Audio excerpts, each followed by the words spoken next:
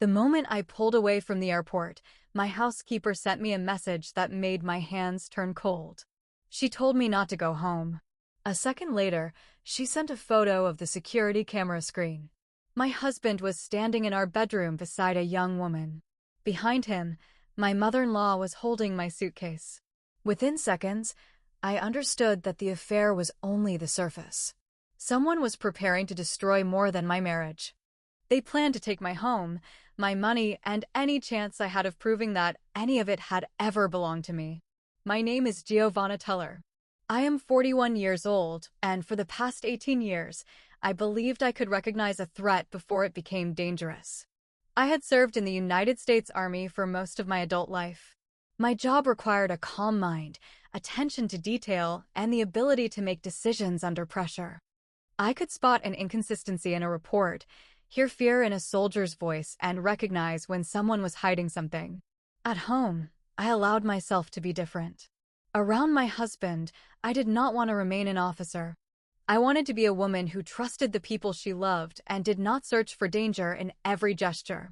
That was why I failed to notice so much. That morning, I drove my husband's parents to Hartsfield-Jackson Atlanta International Airport. They were supposedly flying to Florida to celebrate their wedding anniversary. I had purchased the tickets because my husband, Daniel, claimed he was having temporary problems with his banking app. At the time, I was preparing to return to base after a short leave. I had a meeting scheduled within a few hours, so I was distracted and did not ask many questions. My mother-in-law was unusually quiet. She normally criticized my route, my clothes, the way I drove, and even the volume of the navigation system. That day, she barely looked at me. My father-in-law was silent as well. He checked his phone several times, even though no notifications appeared on the screen. They said goodbye quickly near the terminal. My mother-in-law pressed her bag tightly against her body, while my father-in-law held my gaze as if he were trying to memorize my face. At the time, I assumed they were simply nervous about the flight. 10 minutes later, I received the message from Maria, the woman who had helped clean our home for nearly 6 years. She never interfered in family matters. Even when she noticed tension between Daniel and me, Maria finished her work quietly and left. Her warning not to return home was so unlike her that I immediately pulled into a gas station parking lot. The next message told me to check the security camera archive. We had installed the system after several burglaries in our neighborhood. Only Daniel and I were supposed to have access. At least, that was what I believed. I opened the app and discovered that 2 of the indoor cameras had been disabled. The hallway recording had survived only because it was connected to a separate backup account. A security specialist from my base had helped set it up. On the video, Daniel entered the house 20 minutes after I left. A woman in her early 30s was beside him. I had seen her before, although I could not immediately remember where. Then my mother-in-law appeared. She was not at the airport. The woman I had just dropped off at the terminal was already standing inside my home. I rewound the video and noticed a detail that made my stomach tighten. The recording was not from that morning. It had been saved the previous week.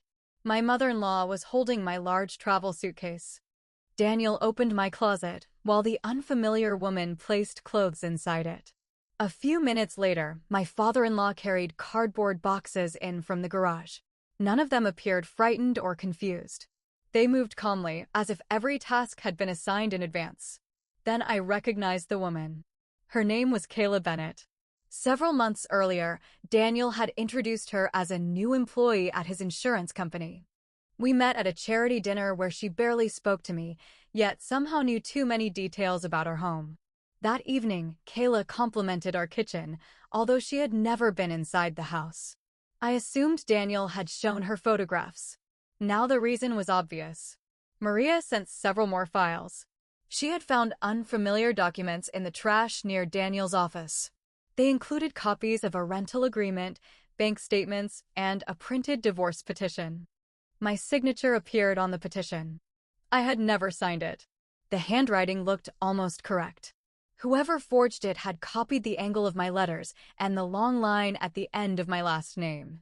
The mistake was hidden in a small loop I had stopped using nearly 10 years earlier. That was how I knew the signature had been copied from an old document. Daniel was preparing to file the papers, as if the divorce were mutual. According to the draft settlement, I had voluntarily surrendered most of our shared property. The house would go to him. One investment account was identified as his personal asset. Several debts were listed as mine. On paper, it appeared that I had secretly taken out loans, moved money, and hidden financial problems from my family. My military benefits were also mentioned as a source of debt repayment. I began to understand why his parents had staged the trip to Florida. They needed an alibi. While I drove them to the airport, the security footage was supposed to show an empty house. After I returned, Daniel planned to create a situation in which the documents and financial violations would somehow be discovered. Perhaps he intended to accuse me of fraud. Perhaps he wanted to claim that military service had damaged my mental health. I still did not understand the full plan. But I had a choice. I could drive home, storm inside, and demand an explanation. That was probably the reaction they expected. Instead, I turned off the engine, closed my eyes, and forced myself to breathe slowly. In the Army, we were taught that the first version of events was usually incomplete. The most obvious threat could distract you from the real objective. I did not know how long my husband had been unfaithful. It was more important to discover how long he had been preparing to destroy me. Using a secure work email account, I contacted an attorney I knew from military legal cases. His name was Michael Hart. Several years earlier, he had helped one of my colleagues protect her retirement savings during a difficult divorce. I sent him the files and asked him not to contact me through my regular phone number. Then I booked a hotel room near the base for 1 week. I told Daniel that the meeting had been rescheduled and that I would need to remain on base until the following morning. His reply arrived almost immediately. He wished me luck and said he planned to go to bed early. At that exact moment, the camera showed Kayla walking through our bedroom in my clothes. I reached the hotel around 4 in the afternoon. Michael had already reviewed the documents and warned me that the situation could be far more serious than an ordinary affair. The forged signature, hidden accounts, and false debts suggested financial fraud. However, one video was not enough. We needed to prove where the documents came from, where the money had gone, and how each person was involved. For the next several days, I lived as though nothing had happened. I went to the base every morning. In the evenings, I spoke with my husband. Sometimes I messaged my mother-in-law and asked how the vacation was going. She sent me photographs of beaches, restaurants, and a hotel. The metadata revealed that the pictures had been taken almost a year earlier. Meanwhile, Daniel became unusually attentive. He asked about my health, my workload, and my stress level. Every conversation slowly turned toward my emotional condition. Each question sounded harmless. Together, they created the foundation for a future claim that I had become unstable. Maria agreed to help, but I asked her not to take unnecessary risks. Daniel believed she had noticed nothing. We could not lose that advantage through impatience. On the third day, Maria discovered a box of storage devices in the garage. One old hard drive belonged to me, but the password had been changed. Michael arranged for the drive to be examined by a digital forensics specialist. The recovered files showed that Daniel had been collecting my financial documents for at least 4 years. He had scanned tax returns, retirement statements, insurance policies, and property records. Several spreadsheets calculated the future value of my benefits. He showed particular interest in my life insurance. The total payout from 2 policies exceeded $1 million. Daniel was listed as the beneficiary. For the first time, I felt real fear. Until then, everything seemed like an elaborate attempt to manipulate a divorce. Now I had to ask why he needed so much information about what he would receive after my death. I reported the situation to security officers on the base. Because the case involved an active service member, forged documents, and possible financial crimes, an investigation began quietly. I was advised not to return home without protection. That same evening, Daniel told me there had been a leak in the basement. He suggested meeting at the house so we could inspect the damage together. The camera showed a completely dry floor. Kayla and my father-in-law were in the basement. They were moving boxes filled with my documents. I declined the meeting and blamed an emergency duty assignment. Minutes later, Daniel switched off every camera. That was when I understood that time was running out. Michael filed an emergency request to freeze our assets. A judge temporarily blocked major transfers and the sale of property until the situation could be investigated. Daniel did not yet know. At the same time, we requested records from every account I could legally access. One account was rarely used and had originally been created for home repairs. $180,000 had disappeared from it within 8 months. The money had been transferred in small amounts to a real estate consulting company. My father-in-law owned that company. The funds passed through 2 additional accounts before being used as a deposit on an apartment rented by Kayla. Another stream of money was used to make payments on a loan opened in my name. The loan had existed for 14 months. The application claimed that I planned to start a private business after leaving the military. My real service records had been attached as proof of income. The signature was forged again. The debt exceeded $300,000. The most frightening part was not the amount. Some of the money had been used to buy a house in North Carolina. The registered owners were Daniel and Kayla. The listing photographs showed a bright kitchen, a large backyard, and a child's bedroom. A wooden sign on one wall displayed the name Tuller. Kayla was using my last name. In the property records, she was listed as Daniel's wife. My husband had built a second life without ending the first one. He had told the neighbors in North Carolina that I was his sister and that I temporarily managed the family's finances. My name served as a convenient explanation for the money transfers. Kayla later claimed she believed Daniel had already divorced me. The recovered messages showed otherwise. In one deleted exchange, Kayla reminded him that they could marry legally after my voluntary surrender of the property was completed. She knew about the forgery. More than that, she had helped prepare it. My mother-in-law handled the paperwork. She had once worked as an assistant at a law firm and understood which documents would look convincing. My father-in-law moved the money through his company.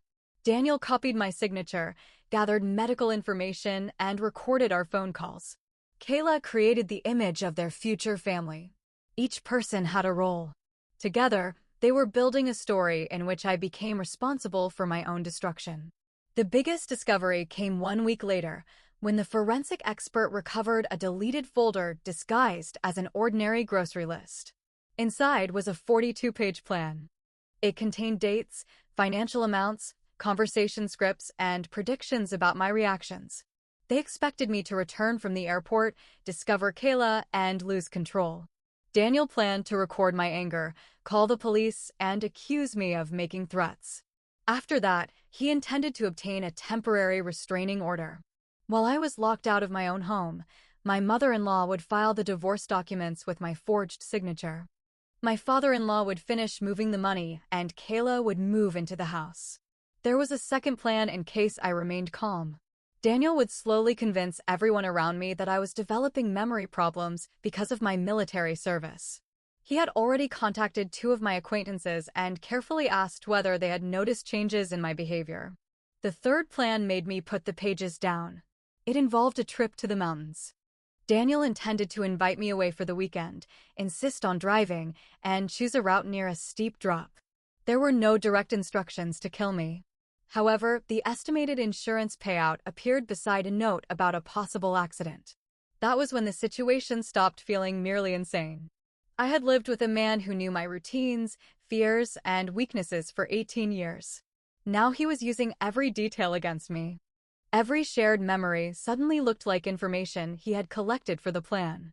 Michael ordered me not to contact Daniel without witnesses. Military investigators coordinated with local police and financial crime specialists. We still needed a direct connection between the people involved. My mother-in-law provided it. She returned from her fake vacation and discovered that one of the bank transfers had been blocked. Panicking, she began calling her son. The conversations were monitored under a court order. Within 2 days, investigators collected enough evidence to confirm the conspiracy. My mother-in-law worried that I had discovered the documents. Daniel assured her that he had everything under control. My father-in-law demanded that the property transfers be completed faster. Kayla insisted that they destroy the old hard drive. None of them knew the drive was already being examined by experts. Then I had to do the hardest thing of all. I returned home. I wore ordinary civilian clothes. A recording device was hidden underneath them. Investigators waited 1 block away. The house looked almost exactly as it always had. My coffee cup stood in the kitchen. Daniel's shoes were near the door. Family photographs remained on the walls. Only a few frames had been slightly moved. Later, I learned that Kayla had taken them down to imagine how the rooms would look without me. Daniel greeted me calmly. He appeared tired, concerned, and patient. For almost an hour, he tried to persuade me that I had become forgetful, irritable, and suspicious. I wanted to ask how long he had rehearsed those statements. Instead, I allowed him to keep talking.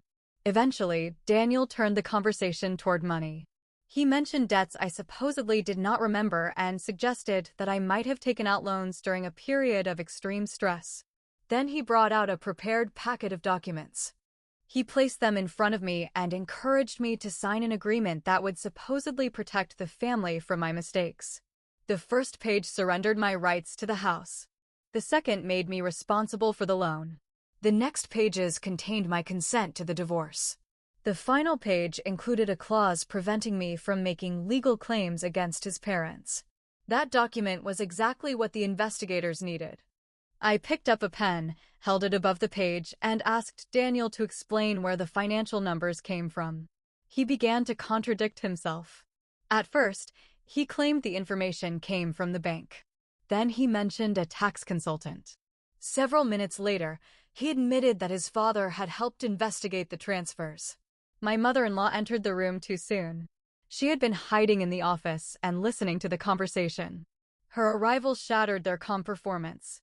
She accused me of making the situation more difficult and insisted that I accept the consequences of my own actions. Daniel tried to stop her.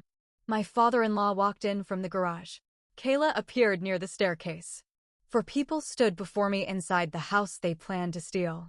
Each of them believed I had already lost. I placed the pen on the table. Seconds later, investigators entered the house. At first, Daniel did not understand what was happening. My mother-in-law tried to hide the papers. My father-in-law moved toward the back door. Kayla froze beside the stairs. No one resisted. There was nowhere for them to go. The investigation continued for almost 10 months. During that time, investigators discovered additional accounts, forged powers of attorney, and another life insurance policy I had never known existed. Daniel had also attempted to change the beneficiary of my military pension. My father-in-law admitted that he had moved money through his company.